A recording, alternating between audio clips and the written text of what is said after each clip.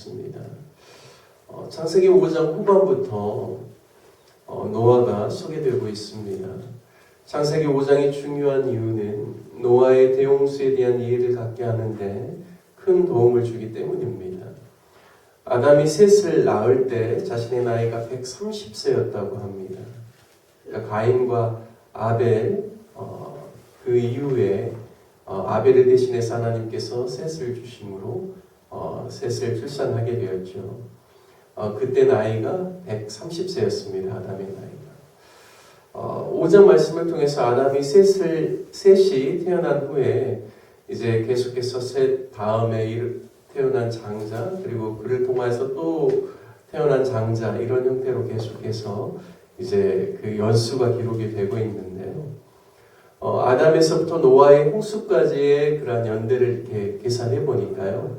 아담이 셋을 낳고 난 다음부터 노아가 태어날 때까지, 그리고 노아가 태어나서 그리고 이제 그가 600세 되던 해에 이제 대홍수 사건이 발생했는데요.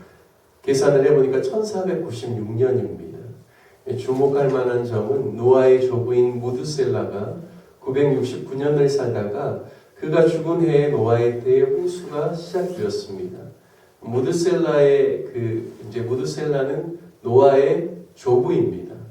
노아의 아버지는 라멕이고 그의 할아버지가 이제 무드셀라죠.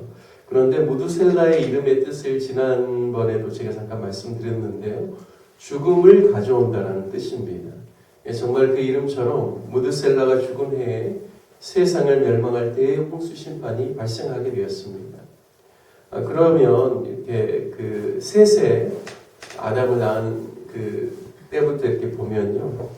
인류 최초의 사람 아담의 후예들이 본격적으로 활동한 지 약 한 500년 정도가 되었을 때 가인의 혈통을 따라서 태어난 이 불신앙적인 사람들의 죄악의 모습이 너무나 관영했을 것이다라고 우리가 충분히 추정해 볼 수 있습니다. 왜냐하면 그 시대를 산 사람이 에녹이고요.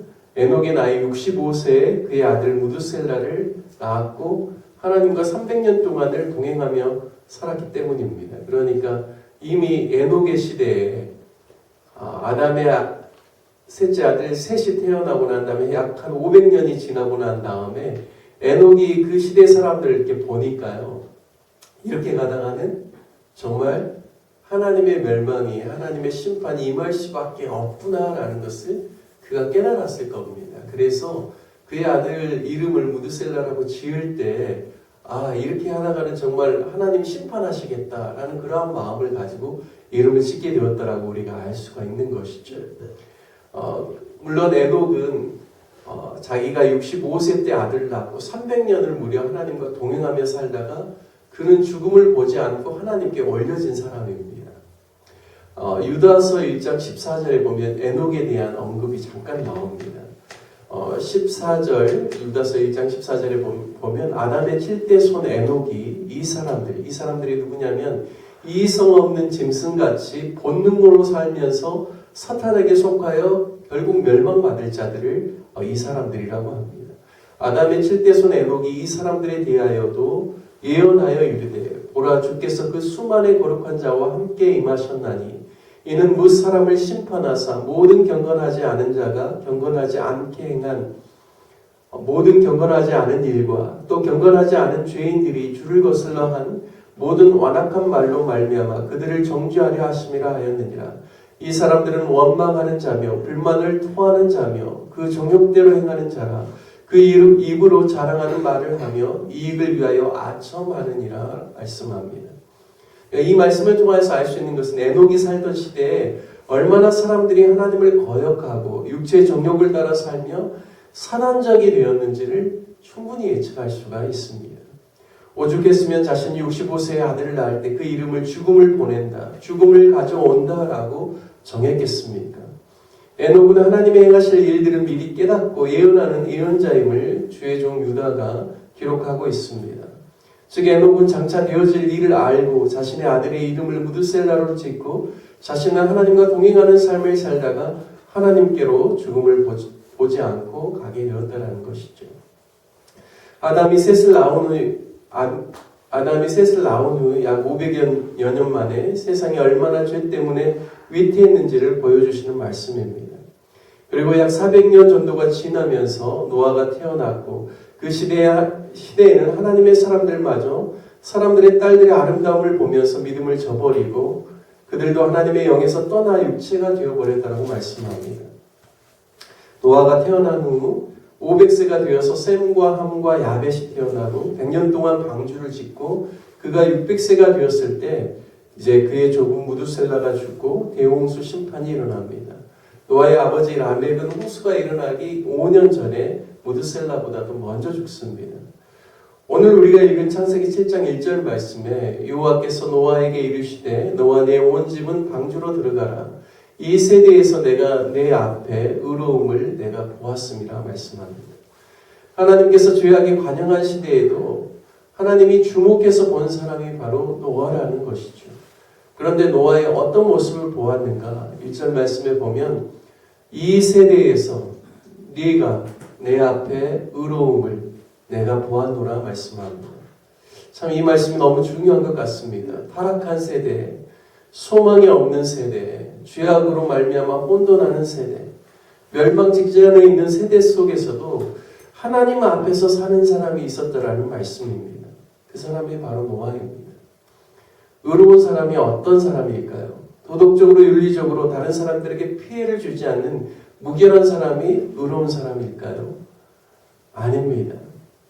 악인들이 살아가는 수많은 그러한 세상 가운데서도 그들의 삶의 방식을 따르지 않고 하나님 앞에서 살아가는 사람이 의로운 사람이라는 것입니다. 창세기 6장에 노아를 소개할 때 그러나 노아는 여호와께 은혜를 입었더라 말씀합니다. 그리고 하나님 편에서 노아를 볼 때는 정말 의로운 하나님 편에서 노아를 볼 때는 은혜를 입은 사람이지만 노아 자신을 볼 때는 늘 하나님의 은혜를 입고자 살며 애쓰는 사람이라는 사실을 알 수가 있습니다. 하나님께 은총을 입은 자, 은혜를 입은 자지만 우리 인간의 편에서 볼 때는 우리가 하나님의 은혜 입기를 위하여서 늘 하나님의 은혜를 구해야 된다는 것이죠. 노아는 그런 사람이었다는 겁니다. 타락한 세대 속에서도 늘 하나님의 은혜를 구하는 사람, 하나님의 눈 속에 있는 그 은혜를 입은 사람이라는 것입니다. 즉 하나님의 은혜 없이는 주님 이 땅에서 제가 제대로 살아갈 수 없습니다. 주님 저를 불쌍히 여겨주시고 도와주시고 하나님의 은혜 안에 거하게 해주십시오.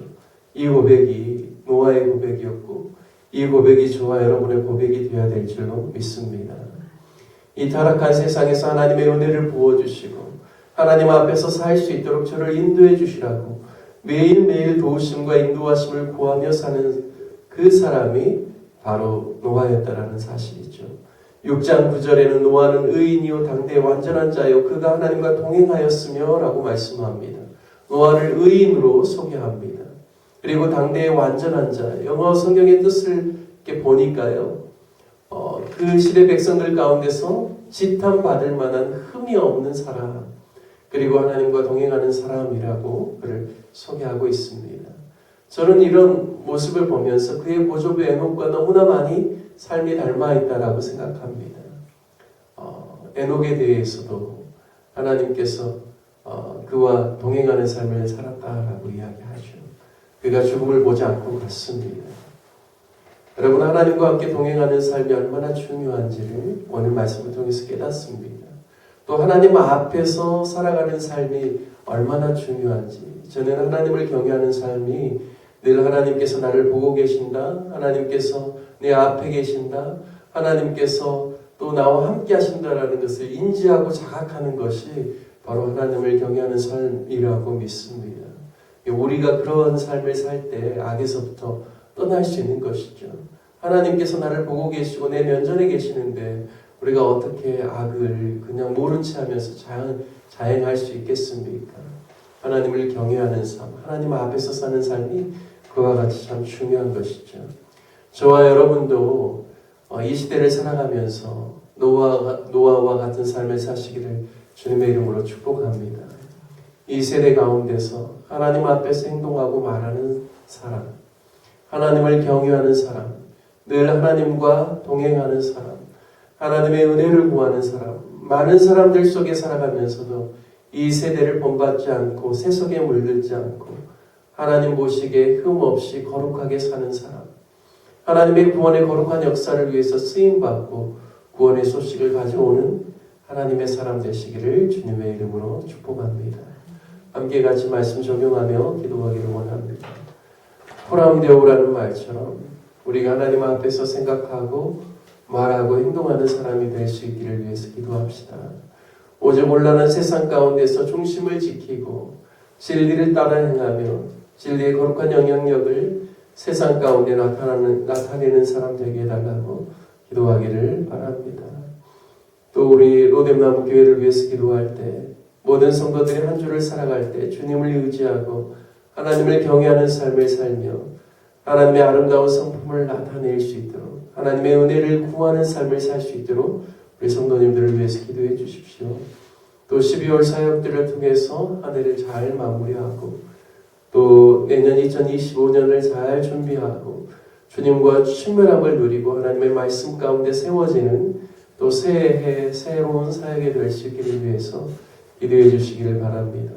그리고 몸이 연약한 우리 성도님들을 위해서 기도해 주시고 우리가 협력하는 선교사님들을 위해서 기도해 주시고 특별히 대한민국 전국이 너무나 혼란스럽습니다. 하나님께서 또 이 땅을 긍휼히 여겨주시고 공의와 정직이 세워지는 또 귀한 나라가 될 수 있도록 하나님이 기뻐하시는 나라가 될 수 있도록 또 혼란한 나라를 위해서도 기도해 주시기를 바라겠습니다. 우리 다 같이 주님의 이름 한번 부르신 후에 함께 기도하겠습니다. 주여